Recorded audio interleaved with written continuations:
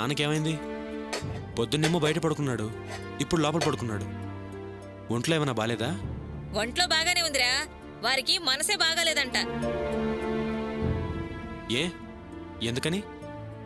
ఏముంది, నానా తంటాలు పడి నిన్ను అర్చనను ఒకటి చెయ్యాలని మేమంతా చూస్తే మందు తాగి యాగి చేసి చెడగొట్టాలని చూస్తావని మేమంతా అన్నాం కదా.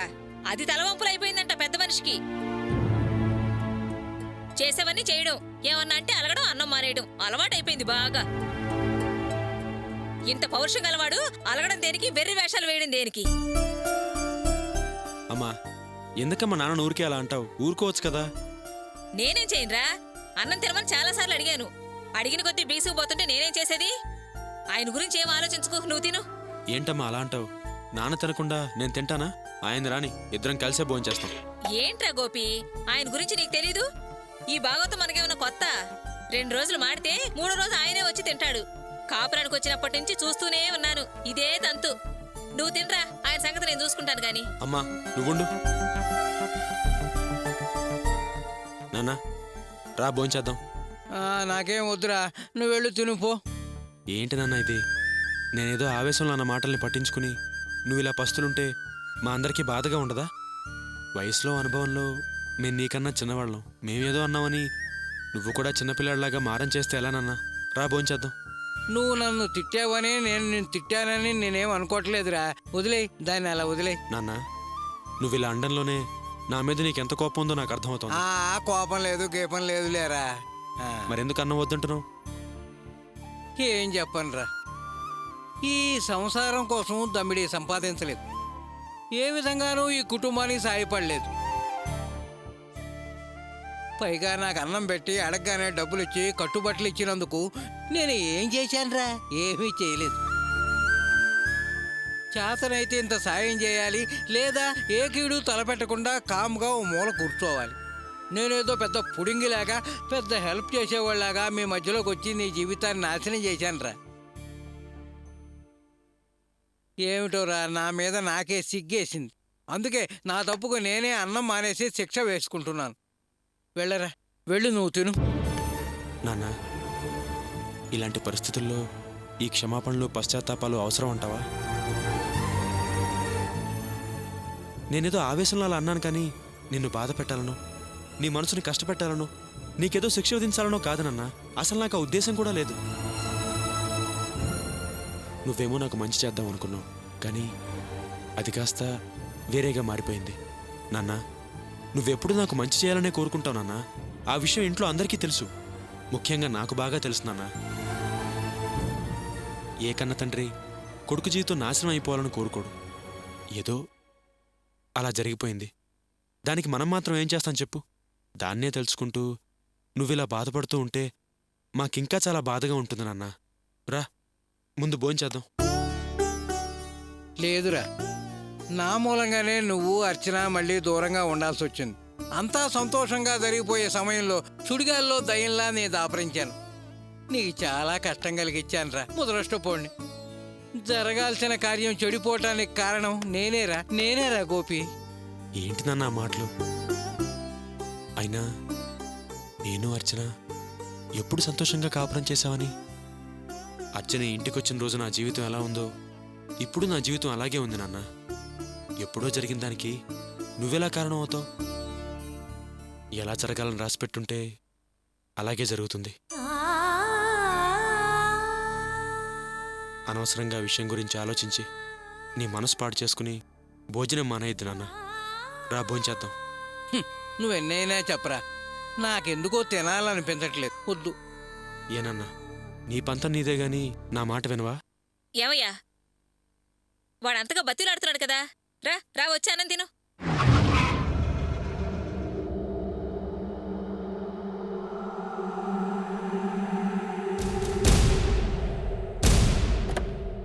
రా నాన్న. వద్దురా, నువ్వు వెళ్ళు, తినుపో. నాన్నా ఇప్పుడు నువ్వు నాతో కూర్చుని భోజనం చేయకపోతే నేనేమీ తినకుండా షెడ్కి వెళ్ళిపోతాను. వెళ్ళిపోమంటావా? అబ్బా వద్దురా గోపి, నా మాట విని వెళ్ళు.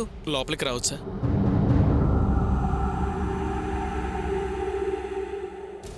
అయ్యో రండి సార్.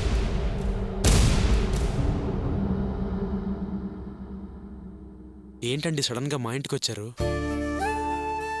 సార్ ఏమైంది సార్? ఏంటి కంటతడి పెట్టుకుంటున్నారు?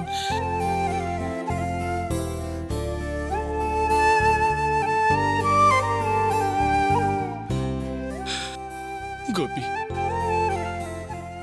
ఈ రోజు వరకు ఏనాడు ఏ పరిస్థితుల్లోనూ నేను కన్నీళ్లు పెట్టుకోలేదయ్యా. కానీ ఇవాళ మొదటిసారి నాకు తెలియకుండా కన్నీళ్లు వాటంతటికవే వచ్చేస్తున్నాయి.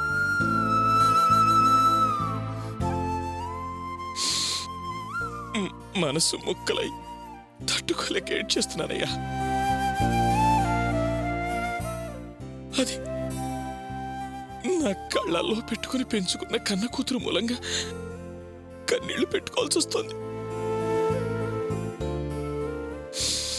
సార్ అసలు ఏం జరిగింది సార్? అది కనపడకుండా పోయిందయ్యా.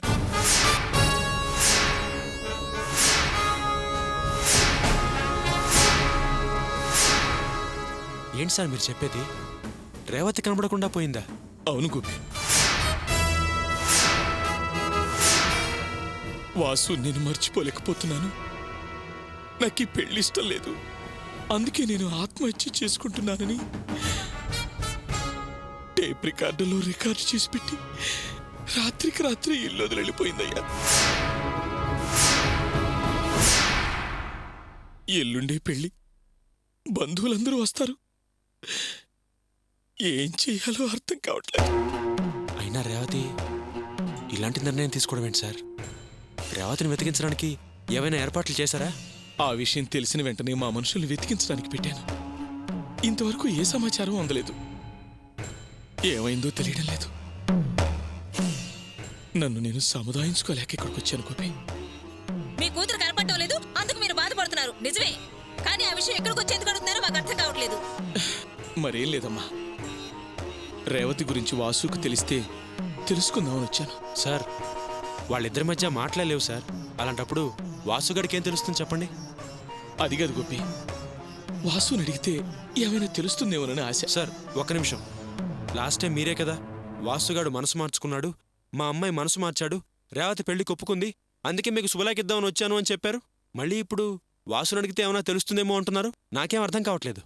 ఇందులో అర్థం కావడానికి ఏముందిరా? ఆయన గారి కూతుర్ని ఒకవేళ మన వాసు లేపుకుపోయాడేమోనన్న అనుమానంతో ఆయన ఇక్కడికి వచ్చాడు. ఆ అనుమానం తీసుకునే ప్రయత్నంలోనే ఆ అమ్మాయి ఇక్కడుందేమోనని చూడడానికి వచ్చాడు. అంతేనండి? సార్ ఏంటి సార్, మా అమ్మ చెప్పేది నిజమా? మీకు మా వాసు మీద అనుమానమా? చెప్పండి సార్. గోపి, అసలు చెప్పండి సార్. చెప్పవయ్యా, ఎందుకంత తత్తరపడుతున్నావు? నీకు మనసాక్షి అనేది ఉంటే చెప్పు. అమ్మా నేను మాట్లాడుతానుగా, నువ్వు కాసేపు కామ్గా ఉండు. వాళ్ళ అమ్మాయి కనిపించట్లేదని పాపం ఆయన బాధపడుతున్నాడు. ఆయన్ని చెప్పని మీరు చెప్పండి సార్. ఏంట్రా నన్ను మాట్లాడొద్దంటావు? వాళ్ళ అమ్మాయి కనిపించకపోతే డైరెక్ట్ మన ఇంటికి వచ్చి మన గురించి ఆరా తీస్తుంటే నన్ను నోరు మూసుకొని కూర్చోమంటావా? అమ్మా మాట్లాడదని చెప్పానా? మగాడమ్మే మాట్లాడుతున్నాగా, నువ్వు కాసేపు ఊరుకో. సార్ చెప్పండి సార్. గోపి, నేనేం అనుమానంతో రాలేదయ్యా. మీ తమ్ముడిని కలిస్తే ఏదైనా ఆధారం లభిస్తుందేమోనన్న ఆశతో వచ్చాను, అంతే. సార్ మా తమ్ముడిని కలిస్తే మీకు ఎలాంటి ఉపయోగం ఉండదు. వాడికేమీ తెలీదు, నేను చెప్తున్నాను కదా. నీ కూతురు మా వాడి కోసం మా ఇల్లు వెతుకుంటూ వస్తేనే రావద్దని తిప్పి పంపించేశాడు. మా వాడు హాయిగా ఉన్నాడు. మీ కూతురు కనపడకపోతే పోలీస్ స్టేషన్ వెళ్ళి కంప్లైంట్ ఇవ్వండి, అంతేగాని ఇక్కడికి వచ్చి అడిగితే ఏం లాభం? సార్ మా అమ్మ చెప్పింది కరెక్టే. రేవతి కనిపించట్లేదని పోలీస్ కంప్లైంట్ ఇవ్వండి. మామూలుగా అమ్మాయి కనపడినప్పుడు కంప్లైంట్ ఇస్తేనే మంచి మర్యాద మట్లో కలిసిపోతుంది. అలాంటిది పెళ్లికి ముందు అడ్రస్ లేకుండా పోయిందని తెలిస్తే నా అడ్రస్సు లేకుండా పోతుంది. జనంలో తలెత్తుకు తిరగలేను, అసలు బ్రతకలేను. నిజమే అనుకోండి, కానీ ఇప్పుడు వేరే దారి లేదు. సర్లేండి, వాసుగాడు డ్యూటీ నుంచి మధ్యాహ్నం భోజనానికి వస్తాడు. వాడిని రేవతి గురించి కనుక్కుని నేనే మీకు ఏ విషయం చెప్తాను. సరే గోపి, నేను మీ దగ్గరికి వచ్చి రేవతి గురించి అడిగానని తప్పుగా అనుకోకండి. అబ్బే అలాంటిదేం లేదండి. ఏదో ఆరాటంలో వచ్చాను, ఆధారం దొరుకుతుందేమోనని ఆశ, అంతే. మీరు ఇంకా విషయం గురించి మర్చిపోండి, నేను చెప్తా అన్నాను కదా. సరే వస్తాను. మంచిది.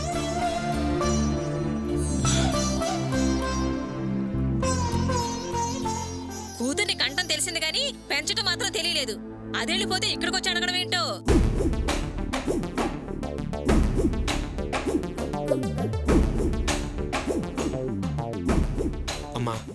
వదిలేయమ్మా, పాపం ఆయన కూతురు కనిపించిన బాధలో ఉన్నాడు, కుమిలిపోతున్నాడు. అన్నీ కావాలా నీకు? వీళ్ళన్నా వడ్డించు. నాన్నా రా భోంచేద్దాం.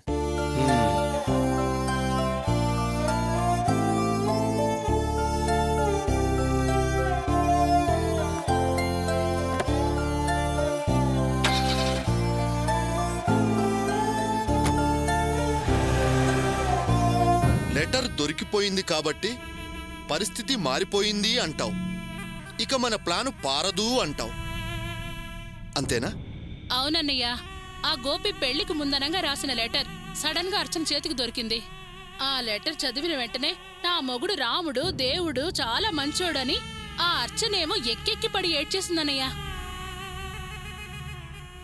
ఎక్కడ ఆ అర్చన చెల్లెళ్ళు, మా అత్తయ్య, మావయ్య, నా మొగుడు అందరూ కలిసి ఆ గోపిని మళ్ళీ దీని దగ్గరకు తీసుకొచ్చి కట్టబెడతారేమోనని భయంగా ఉందన్నయ్య.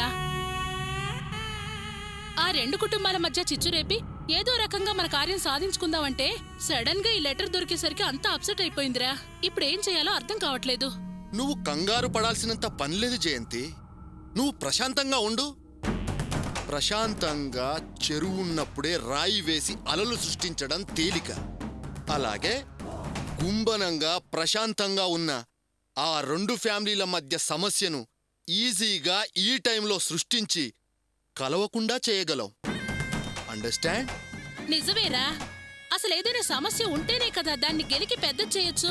అసలు సమస్య అనేది లేకుంటే ఏం చేయడం, ఎలా చేయడం? నువ్వు పొరపాటుగా ఆలోచిస్తున్నావు జయంతి.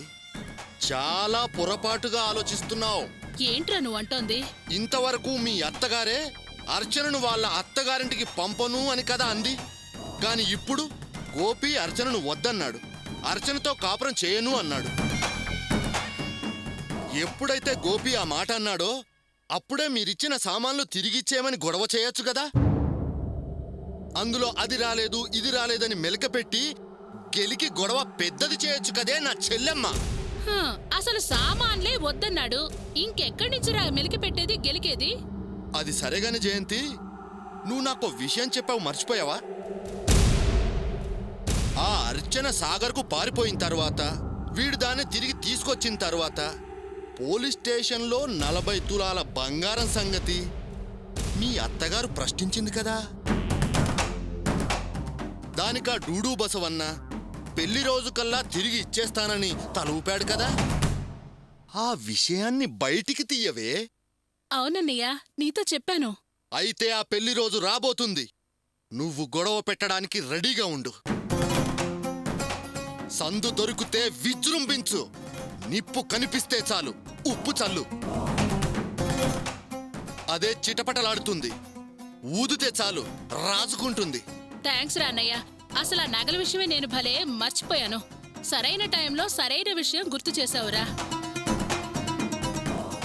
ఈ నగల గురించే ఆ భాగ్యం మా అత్తయ్యని 30 తిప్పలు పెట్టింది. ఇప్పుడు మా అత్తయ్యని ఈ నగల విషయం గురించి నేను ఒక్క గిల్లుడు గిల్లితే సునామీలు, భూకంపాలు, వరద బీభత్సాలు వాటంతట అవే వస్తాయి. నేనింక చెయ్యాల్సిందేం ఉండదురా, వాటంతట అవే పనులు జరిగిపోతుంటాయి. రూటు దొరికింది కదా, ఇంకా లేటు చెయ్యకు. ఇక నిప్పు రాజేయడం మొదలుపెట్టు. కొంప తగలెడితే హాయిగా ఆనందించొచ్చు. సరేరా, ఇక నేను బయలుదేరుతానైతే. ఆల్ ది బెస్ట్ చెల్లెమ్మా. థ్యాంక్ యూరా.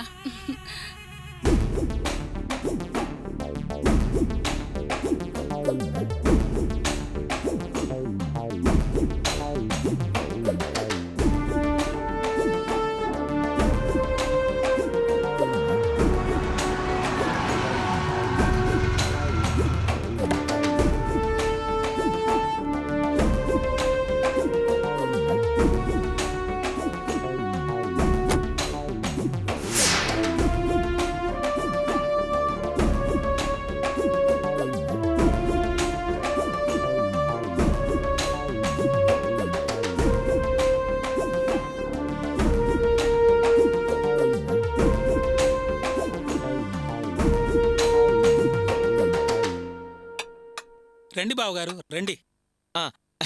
నమస్కారం బావగారు. మేము వచ్చాం, మీరు లేరు. అలాగా, కూర్చోండి.